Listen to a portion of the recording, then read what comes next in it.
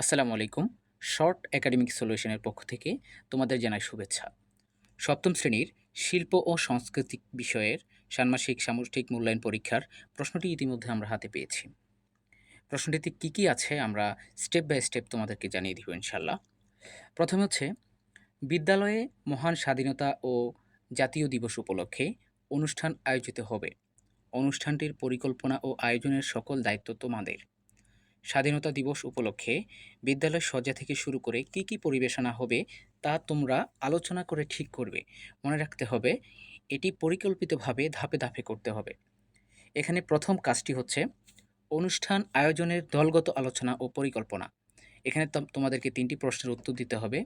উত্তরের জন্য তোমাদেরকে যে জিনিসটি তোমাদেরকে ফলো করতে হবে, প্রথম হচ্ছে এই কাজের জন্য তোমাদেরকে ২০ জনের একটি দল একত্র করতে হবে। এবারে দলের সবাই আলোচনায় অংশগ্রহণ করবে এবং পরিকল্পনায় দলের সদস্যরা নিম্নোক্ত কাজসমূহ কিভাবে করবে তা আলোচনা করে নিজেদের মধ্যে ভাগ করে নেবে। দল বিভাজনের সময় চেষ্টা করবে সব দলে যেন সমান বা কাছাকাছি সংখ্যক সদস্য থাকে, আর যদি তা না হয় তবে লক্ষ্য রাখবে একটি দলে যেন অন্ততপক্ষে ৪ জন সদস্য থাকে।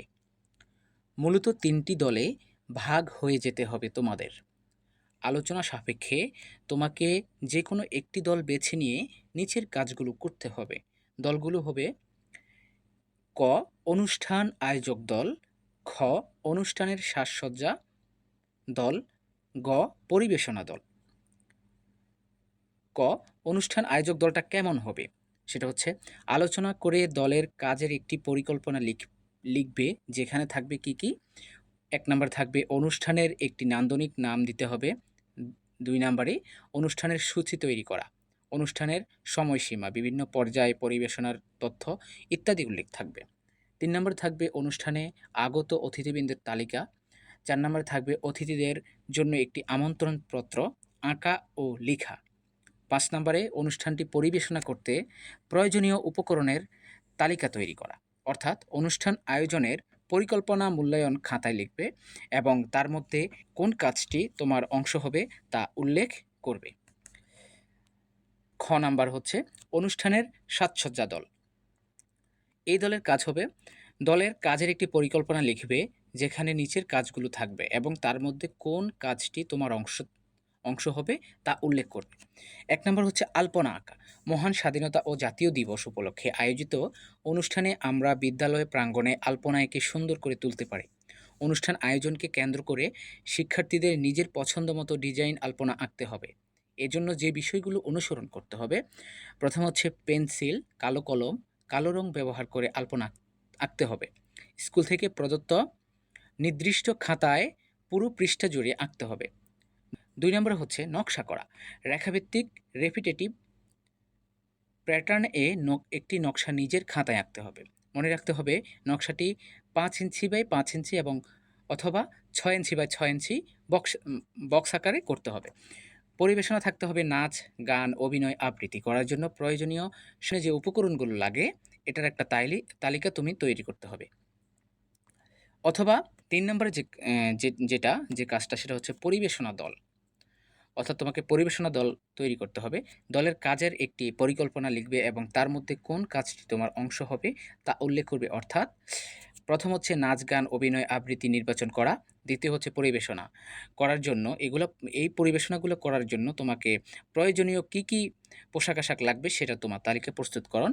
৩ নম্বর হচ্ছে অনুষ্ঠান পরিচালনার জন্য পরিবেশনার একটি সূচি প্রস্তুতকরণ। অর্থাৎ তোমার প্রথম যে কাজটা, ১ নাম্বার যে কাজটাতে তোমাকে ৩টা দল তোমাকে সাজাতে হবে। তার ভিতরে ক, খ, গ, অনুষ্ঠান আয়োজক দল, অনুষ্ঠানের সাজসজ্জা দল এবং পরিবেশনা দল। এই ৩টি দল তোমাকে ৩টি দলের মধ্যে যেকোনো একটি দল তোমাকে গঠন করতে হবে। ২ নাম্বার কাজ হচ্ছে স্লোগান তৈরি করে নিজের পছন্দের ফন্টে লিখা। একক কাজ। এটা হচ্ছে স্বাধীনতা দিবস উপলক্ষে যেকোনো একটি স্লোগান তুমি তৈরি করতে হবে।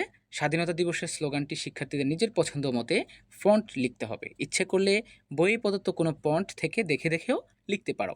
প্রদত্ত খাতায় ২ পৃষ্ঠা জুড়ে মাপ মতো লিখতে হবে।